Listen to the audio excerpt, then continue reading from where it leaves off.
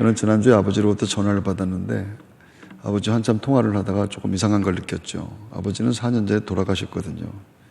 그래서 깜짝 놀라서 어떻게 전화를 하셨어요? 그랬더니 그 순간에 잠에서 깼습니다. 저희 아버지는 천국에서도 전화를 하시는 분입니다. 아버지가 세상을 떠나신 지 몇 년이 됐음에도 불구하고 아직도 아버지가 세상에 안 계시다라고 하는 생각이 문득문득 들 때면은 가슴이 철렁하곤 합니다. 아버지는 천국에 이사 가셨는데 그래서 꿈이라면 모를까 아버지와 전화하는 것은 안 됩니다. 성경은 그것을 육신의 장막을 벗었기 때문이라 이렇게 얘기를 하죠. 고린도후서 5장 1절 만일 땅에 있는 우리의 장막집이 무너지면 하나님께서 지으신 집 곧 손으로 지은 것이 아니요 하늘에 있는 영원한 집이 우리에게 있는 줄 아느니라. 성경은 육신이라고 하는 것을 집으로 봅니다. 그러니까 지금 눈에 보이는 이 육체는 내가 살고 있는 집입니다. 집은 큰 집이 있고 작은 집이 있고 튼튼한 집, 허술한 집이 있지만 집은 그냥 집입니다. 태어나 보니 좋은 집에 태어나게 된 사람도 있고 건강한 집에 태어난 사람도 있고 원래부터 약한 집이 있고 허술한 집, 나아가 집 같지도 않은 집도 있습니다. 좋은 식단과 운동으로 이 집을 잘 가꾸는 사람이 있는가 하면 별 관리 안 해서 엉망진창인 그런 집도 있습니다. 유명하고 인기가 있어서 집값이 올라가는 사람이 있는가 하면 집에 불이 나거나 강도가 든 것처럼 사고가 나거나 병이 들어 망가진 사람도 있습니다. 그리고 너무 오래된, 그래서 낡아버린 허물어질 것 같은 그런 집도 있습니다. 그렇게 육신이라고 하는 것이 장막, 집이라고 한다면 지금 여러분의 집 상태는 어떻습니까? 어떤 집을 타고 났든지 집을 어떻게 가꾸고 살든지 그냥 집은 집입니다. 집은 잠시 사는 곳일 뿐 집이 나는 아니다라고 하는 것, 성경은 그것을 잊어먹지 말라고 하죠. 사람은 평생 그 집을 가꾸며 사는데 성경은 집을 자기 자신을 집으로 생각하는 것, 집을 자신이라고 생각하는 것에서 육신의 정욕, 모든 죄가 거기서 시작된다고 합니다. 집 때문에 희망이 넘치고 집 때문에 낙심하여 절망하기도 합니다. 의사가 암입니다. 그 한마디에 집에 문제가 생기면 모든 것이 다 무너지게 되는 겁니다. 그것은 육신을 빼고 나를 생각하는 것이 쉽지 않다라고 하는 뜻인데 언제나 육신의 상태가 나로 인식되기 때문입니다. 그렇다면 진짜 나는 누구인가? 성경이 말한 육신의 장막에 살고 있다라고 한다면 그 육신의 장막에 살고 있다라고 하는 나는 도대체 누구인가? 그것은 인류에게 가장 오래된 문제, 가장 오래된 질문입니다. 나는 육신이 나인가? 내 속에 살고 있는 뭔가가 그게 무슨 동양의 혼백사상에서 얘기하는 뭐 홀령 같은 것들이 그게 나인가? 나는 도대체 누구죠? 나는 어디서 왔으며? 나는 이 장막에 머물고 있다고 한다면 언제 이 장막을 떠날 것이며 그리고 떠나서 어디로 가는 것인가? 그래서 이것이 가장 오래된 문제, 중요한 문제입니다. 예전에 시인과 촌장이라고 하는 가수가 부른 가시나무새라고 하는 노래가 있었는데 이런 가사입니다. 내 속에 내가 너무 많아 당신의 쉴 곳이 없네. 내 속엔 헛된 바람들로 당신의 편할 곳 없네. 내 속엔 내가 어쩔 수 없는 두려움, 어두움 당신의 쉴 자리를 뺏고 내 속엔 내가 이길 수 없는 슬픔 무성한 가시나무 숲 같네. 내 속엔 내가 너무도 많아 당신의 쉴 곳 없네. 꼭 복음성과 같은 그런 가요입니다. 내가 나라고 생각하는 내가 전부가 아닌 것을 나는 압니다. 안다고 생각했던 것들이 사실은 모르고 있던 것들, 그런 것들이 우리 인생에 참 많이 발견된다라는 것이죠. 그런데 성경은 그 모든 것들이 주님이 오시면 다 알게 된다 이렇게 말씀합니다. 고린도전서 13장 12절 우리가 이제는 거울로 보는 것 같이 희미하나 그때에는 얼굴과 얼굴을 대하여 볼 것이요 이제는 내가 부분적으로 하나 그때에는 주께서 나를 아신 것 같이 내가 온전히 알리라. 그러니까 주님이 오기 전에는 알 수 없다라고 하는 뜻입니다. 그래서 주님이 빨리 오셨으면 좋겠습니다. 저는 주님이 빨리 오셨으면 좋겠습니다. 여러분들은 어떻습니까? 내가 나를 잘 모른다면 내가 예수 믿는 것도 사실 마찬가지일 겁니다. 잘 믿는다고 생각하지만 아닐 수도 있습니다. 그래서 함부로 자기 생각을 믿음으로 확신해서 살면 안 된다고 하는 것이죠. 늘 겸손한 마음으로 말씀을 들으면서 자기 믿음을 점검해 가는 것이 그게 지혜 중에 지혜입니다. 눈 하나 보이는 건데 그것마저 감아버리면 나는 누구를 보고 어디를 보고 설교를 합니까? 성경은 나는 나를 모르지만 주님은 아신다고 합니다. 시편 139편 1절 여호와여 주께서 나를 살펴보셨으므로 나를 아시나이다. 주님이 나를 아신다고 하셨으니 말씀을 잘 들으면 말씀이신 주님께서 내가 누구인지를 알려주시는 거예요. 오늘 말씀 속에 나를 분명하게 발견하는 은혜가 여러분 모두에게 꼭 있게 되기를 바랍니다. 주님은 갈릴리의 어부 베드로에게서 반석을 보셨습니다. 또 내가 네게 이르노니 너는 베드로라 내가 이 반석 위에 내 교회를 세우리니 음부의 권세가 이기지 못하리라 이렇게 말씀하죠. 베드로는 못 본 것이었습니다. 스스로 한 번도 생각도 못했던 것입니다. 자기가 반석인지 자기의 위에 교회가 세워질 것이라 상상도 못한 것이었는데 주님이 그것을 보셨습니다. 무화과 나무 아래에 있던 나다나엘에게는 너는 참 이스라엘 사람이다 이렇게 말씀합니다. 예수께서 나다나엘이 자기에게 오는 것을 보시고 그를 가리켜 이르시되 보라 이는 참으로 이스라엘 사람이라 그 속에 간사한 것이 없도다. 나다나엘도 무슨 말 하시는지 몰랐습니다. 한 번도 생각해 보지 못했던 것이었는데 주님이 그를 보고 말씀하셨습니다. 열등의식과 죄책감의 삭개오가 뽕나무 위에 있을 때 그에게 새 삶에 대한 열망을 보셨습니다. 옥합을 깨뜨려 값비싼 향유를 부은 막달라 마리아에게서 당신을 향한 한없는 사랑을 보셨고 함께 죽겠다고 장담을 했던 베드로에게서는 그의 배신을 주님은 보셨습니다. 주님은 내가 알지 못하는 나를 아십니다. 그것이 예배자의 고백이죠. 그래서 그분 앞에 마음을 쏟아놓으며 그분의 은혜를 구하는 겁니다. 그분이 우리의 가장 깊은 곳을 보시고 가장 내밀한 영혼의 시름소리를 들으시며 그분이 응답하시기 때문에 그분만 응답하실 수 있기 때문입니다. 주님이 나를 다 안다는 사실을 기억하고 사는 것이 신앙생활의 핵심과 같은 것이지요. 그래서 신앙생활은 날마다 하나님 앞에 솔직히입니다. 비록 세상에서 거짓되게 살았다 할지라도 하나님 앞에 나올 때마다 솔직하게 자기의 마음을 열고 솔직하게 하나님의 모습을 구하는 것, 솔직한 모습을 하나님 앞에 예배하는 것을 연습하는 것 말입니다. 잎사귀만 무성한 무화과 나무 같으면 안 됩니다. 듣는 척, 아는 척, 믿는 척 그러면 안 됩니다. 예배 드리는 척 그러면 안 됩니다. 진짜 예배해야 됩니다. 주님이 나를 아시기 때문에 말입니다. 거짓없는 진실한 모습으로 하나님 앞에 서면 하나님의 말씀으로 나를 더 근사하게 만들어 주신다고 합니다. 그것을 하나님의 은혜라고 하고 우리는 그 소망으로 지금 예배하며 말씀을 듣는 것이죠. 할렐루야. 니고데모는 자기가 누군지 알았습니다. 다른 사람들도 다 아는 일입니다. 니고데모가 사는 육신의 집이 모두가 주목하는 크고 비싸고 화려한 것이었기 때문입니다. 그는 세상이 힘이라고 여기는 모든 것들을 다 소유했습니다. 그런 당시에 최선을 다해 말씀을 연구하고 도덕적으로 깨끗한 삶을 목숨을 걸고 추구하던 바리새인이었습니다. 그들은 전국에 한 6천 명 정도가 형제단을 이루고 있었는데 그들의 종교 행위는 거의 완벽에 가까웠죠. 바울도 바리새인이었던 자신을 이렇게 말합니다. 내가 8일 만에 할례를 받고 이스라엘의 족속이 베냐민의 지파여 히브리인 중에 히브리인이요 율법으로는 바리새인이요 열심으로는 교회를 핍박하고 율법의 의로는 흠이 없는 자로다. 나는 율법의 의로 말한다면 나는 흠이 없다. 바리새인들은 율법을 613개의 조항으로 세분해서 그 율법을 철저하게 지켰습니다. 얼마나 철저하게 율법을 지켰던지 자기 스스로를 가리켜 나는 흠이 없다 이렇게 말할 정도입니다.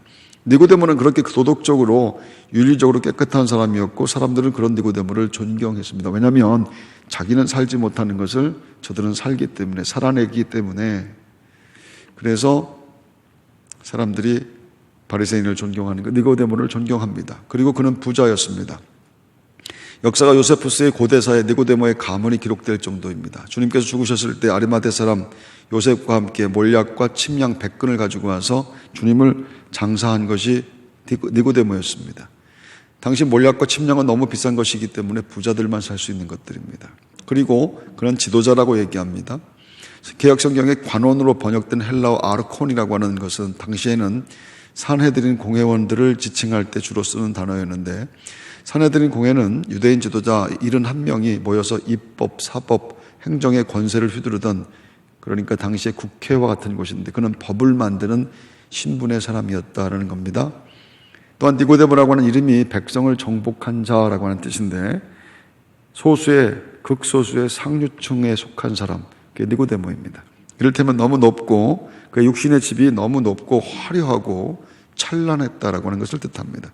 그리고 그렇게 많은 니고데모에 대한 설명 중에서 그 중에서도 가장 결정적인 것이 하나가 더 있는데 그것은 그의 겸손입니다. 비싸고 높고 화려한 집에 사는 사람이 겸손하기까지 합니다. 예수께 와서 이르되 랍비여 요한복음 3장 2절 말씀이죠. 늙은 바리새인이었던 그가 이제 나이 30의 젊은 목수에게 랍비라고 하는 호칭을 붙이고 있는데 당시 랍비는 랍비 학교에서 고등교육을 받아 얻을 수 있는 최고 중에 최고의 호칭입니다. 절대로 아무나 들을 수 있는 호칭이 아니라고 하는 것이죠. 그래서 너 어느 학교 나왔어? 너 몇 학번이야? 하면 바로 줄이 세워지는데 예수님은 학교를 가본 적이 없습니다. 그리고 니고데모가 학번도 없고 학교도 없고 나이까지 어린 예수님에게 선생님 이렇게 부른 거예요. 선생님, 이건 절대로 쉽지 않습니다. 이쯤 되면 니고데모는 부와 명예와 지성과 고상한 인격까지 갖춘 모든 사람들이 되고 싶어하는 바로 그 사람입니다. 세상 사람들은 그것을 출세한 사람, 높은 사람, 복받은 사람, 큰 사람, 위대한 사람 뭐 이렇게 부릅니다. 근데 성경은 그런 니고데모에 대해서 밤에 온 사람이라고 합니다. 밤에 온 사람, 다시 말하면 어둠에 속한 사람 이렇게 말하는 겁니다. 그가 밤에 예수께 와서 가로되 라삐여 우리가 당신은 하나님께로서 오신 선생인 줄 아나이다. 하나님이 함께 하시지 아니하시면 당신이 행하시는 이 표적을 아무라도 할 수 없음이니이다. 요한복음의 저자는 항상 빛이신 예수님과 어두움인 세상을 이렇게 서로 대조시켜서 말을 합니다. 요한복음 1장 5절 빛이 어두움에 빛이 되 어두움이 깨닫지 못하더라 이렇게 말하고요. 또한 요한복음 8장 12절에 보면 예수께서 또 일러 가라사대 나는 세상의 빛이니 나를 따르는 자는 어둠에 다니지 아니하고 생명의 빛을 얻으리라. 성경이 세상에 많은 것을 가진 니고데모가 밤에 왔다라고 하는 것을 굳이 강조하는 것은요, 세상의 힘이라고 하는 것이 결코 비칠 수 없다라고 하는 것을 강조하는 화법입니다. 즉 세상의 힘을 모두 소유한 니고데모를 성경은 밤이라고 표현하고 있는 것입니다. 그래서 세상적인 힘을 소유한 사람들이 모두 밤에 속한 사람들이다라고 하는 것을 하는 말이 아니고요, 그러한 것들을 구원의 증거나 혹은 복받은 자의 증거로 생각해서는 안 된다라는 뜻입니다. 그러니까 돈이 많거나 많이 배웠다라고 하는 것이 그게 복 있는 것이 아니다라는 말이고요. 높은 권력을 갖고 있고 착하게 살고 있고 세상 사람들에게 존경을 받는 것은 굉장히 소중한 가치이지만 그것을 빛 혹은 구원이라 할 수는 없다, 그렇게 말하는 겁니다. 그것은 심지어 예수님에 관한 지식까지도 마찬가지인데 그것들도 구원의 증거나 조건이 될 수가 없다. 예수님을 안다고 해서, 예수님에 대해서 안다고 해서 그것 때문에 구원받는 것? 그런 건 아니라고 하는 겁니다. 그가 밤에 예수께 와서 가로되 라삐여 우리가 당신은 하나님께로 오신 선생인 줄 아나이다. 하나님이 함께 하시지 아니하시면 당신 행하시는 이 표적을 아무라도 할 수 없음이니이다. 니고데모는 예수님을 하나님께로부터 오신 분, 하나님께서 함께 하시는 분, 그렇게 말합니다. 분명하고 확실한 지식입니다. 누구보다도 분명하게 확실하게 알고 있는데 요한복음 9장 33절 이 사람이 하나님께로부터 오지 아니하였으면 아무 일도 할 수 없으리이다. 분명히 하나님께로부터 온 사람이다. 그런데 그렇게 분명히 알고 있음에도 불구하고 성경이 그를 밤에 온 사람, 어둠에 속한 사람 이렇게 말하는 겁니다. 그것은 이를테면 예수님에 대한 올바른 지식과 그 지식을 근거로 한 행동까지도 신앙이 아닐 수 있다라고 하는 뜻입니다. 니고데모는 예수님에 대한 지식도 있고 겸손도 있으며 사람들의 존경을 받는 행위와 재물도 있고 신기한 표적들도 본, 부인할 수 없는 표적들도, 그러니까 체험도 한 사람이라 그런 뜻입니다. 근데 주님이 그 모든 것들에 대해서 관심이 1도 없다라고 하는 것이에요. 우리는 다 관심 있는 것인데 우리는 어쩌면 그것만 관심을 갖고 사는데 그것이 목적이라서 오늘 예배하는지도 모르는데 주님은 1도 거기에 관심이 없다라고 하는 겁니다. 그냥 이렇게 물으셨지요. 너 거듭났어?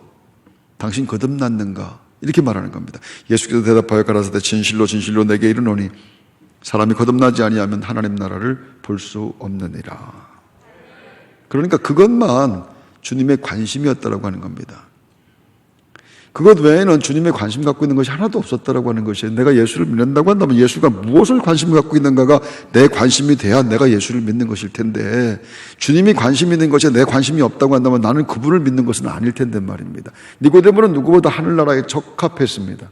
자기 자신도 그렇게 생각했고 타인들도 그렇게 생각했죠. 이견이 없어요. 모두가 인정합니다. 유대인으로 할례를 받았고 종교 행위에 강하며 율법을 목숨처럼 지킵니다. 겸손이라고 하는 고매한 인격도 그는 갖춘 사람입니다. 그런데 주님이 너 거듭나지 않으면 천국 못 가. 너 거듭나지 않으면 천국 못 간다. 그것은 거듭나지 않으면 네가 갖고 있는 모든 것이 다 쓰레기다라고 하는 그런 뜻입니다. 그 한마디에 니고데모가 목숨처럼 붙들고 있던 것들, 할례, 제사, 율법, 선한 행위, 이 모든 것들이 한순간에 무용지물이 되게 됐죠. 그런데 이것은요, 오늘 우리에게도 주어지는 질문이에요. 여러분들 오늘도 일하고 오늘도 예배드리고 최선을 다해서 뭔가를 하려고 하지 않습니까? 그런데 예수님이 우리에게 하시는 말씀은 그런 것이 아니란 말입니다. 너 거듭났는가? 당신 거듭났는가? 그것만 우리에게 말씀합니다. 사람들은 교회 왜 다니냐고 물으면 천국 가기 위해서라고 합니다. 여러분들은 교회 왜 다니십니까? 교회 왜 다니냐고 물으면 천국 가고 싶어서 다닙니다. 근데 진짜 천국 가고 싶습니까? 진짜 천국 가고 싶어서 교회 다니는 겁니까? 아니면은 지옥 가기 싫어서 교회 가는 겁니까? 지옥이 있는지는 없는지는 잘 모르겠지만 지옥이 있으면 나는 절대 거기 가면 안 된다. 그런 마음 때문에 교회 다니는지도 모릅니다. 아마 그런 마음이 많을 겁니다. 쉽게 말하면 신앙생활의 이유가 두려움이라고 하는 것이죠.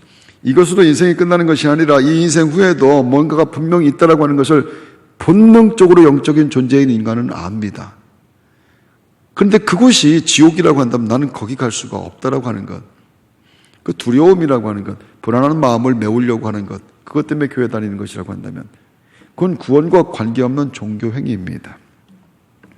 거듭나다라고 하는 뜻의 헬라어 겐네테, 아노텐이라고 하는 말은 수동태인데 그래서 용어 자체가 거듭나는 것이 내 힘으로 되는 것이 아니다라고 하는 뜻입니다. 거듭남이 원래 거듭나어진다 그런 말이거든요. 거듭남은 자신의 노력이나 땀으로 얻는 것이 아니라 하나님의 선물로 주어집니다. 그러니까 하나님으로 말미암아 다시 재창조되는 것을 거듭난다, born again 한다, 다시 난다 이렇게 말씀하고 있는 겁니다.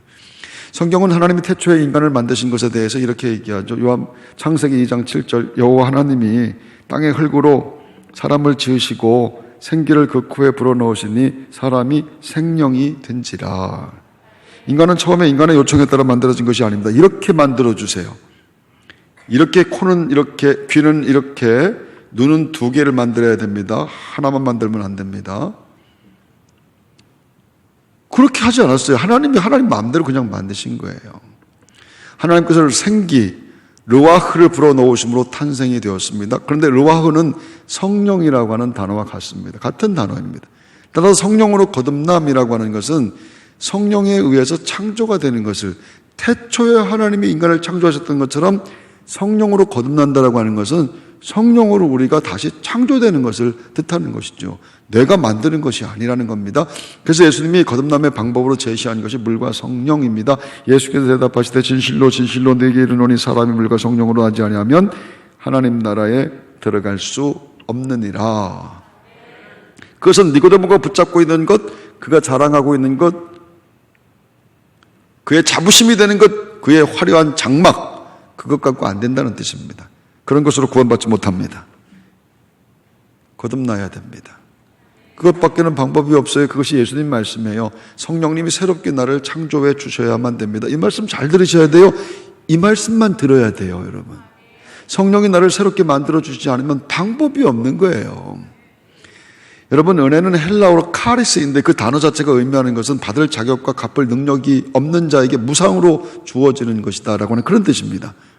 자격이나 능력 있는 자에게 주는 것은 은혜가 아니고 그건 거래나 보상일 뿐이죠. 그래서 은혜라고 하는 말을 쓸 때는, 내가 은혜라고 하는 말을 쓴다고 한다면 나는 자격이 없습니다, 나는 능력이 없습니다, 이게 전제되어 있는 말이라 그런 뜻입니다. 은혜라는 단어 자체가 수혜자의 무력함과 불가능을 확증해버리는 단어이기 때문에 그래요. 아니, 내가 무슨 능력이 있는데, 내가 무슨 자격이 있는데 무슨 은혜를 구해요. 난 자격도 없고 난 능력도 없고 나는 아무것도 아닙니다, 나를 좀 도와주십시오. 그게 은혜를 구하는 것이라.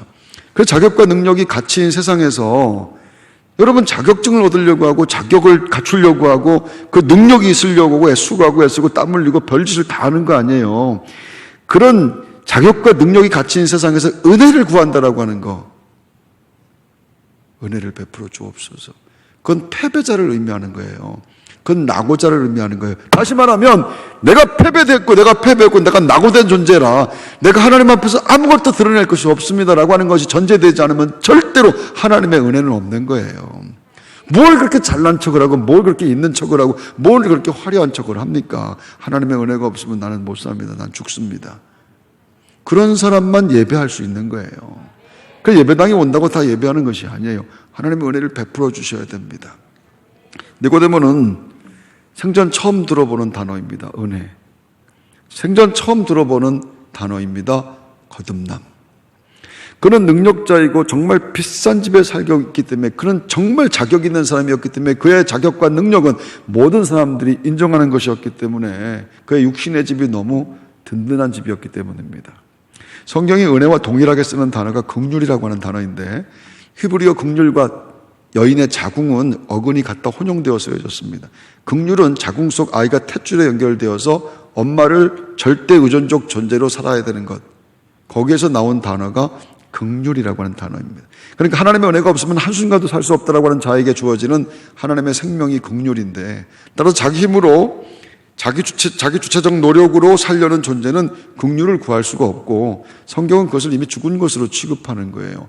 자기 마음대로 자기 힘으로 자기 능력으로 살려고 하는 사람들 절대로 못합니다. 긍휼을 구하는 것. 그래서 자기 힘으로 살려고 하는 사람들, 그걸 부자라고 얘기를 했으며, 자기 힘으로 살려고 하는 사람들, 하나님이 원래 창조의 목적, 하나님을 찬송하는 것에서 벗어난 사람들, 관역에서 벗어난 사람들, 그 죽은 사람들, 죄인들, 저주받은 사람들, 이렇게 취급하는 겁니다.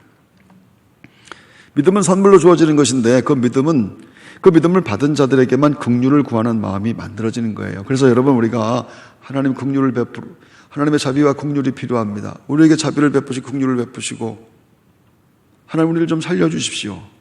살아갈 힘을 더해 주시기를 원합니다. 여러분, 그런 마음 갖고 우리가 예배하고 있다고 한다면 그게 믿음이 주어졌다라고 하는 증거라고 하는 거예요. 해도 좋고 안 해도 좋고, 주시면 좋고 아니면 말고, 예배에 참석하면 참석하는 것이고 아니면 아닌 것이고, 여러분, 그런 마음에는 긍휼을 구하는 마음이 아닌 거예요. 긍휼을 구하는 마음이 아니라고 하는 것은 무슨 뜻이냐면 믿음이 선물로 주어지지 않았다라고 하는 것이고, 믿음이 선물로 주어지지 않았다라고 하는 것은 구원과 관계없는 인생이라, 그런 뜻이 되기 때문에 이것은 중요합니다. 그렇게 은혜와 긍휼로 주어지는 것이 구원이고 거듭남이라, 이렇게 말하는 것이죠.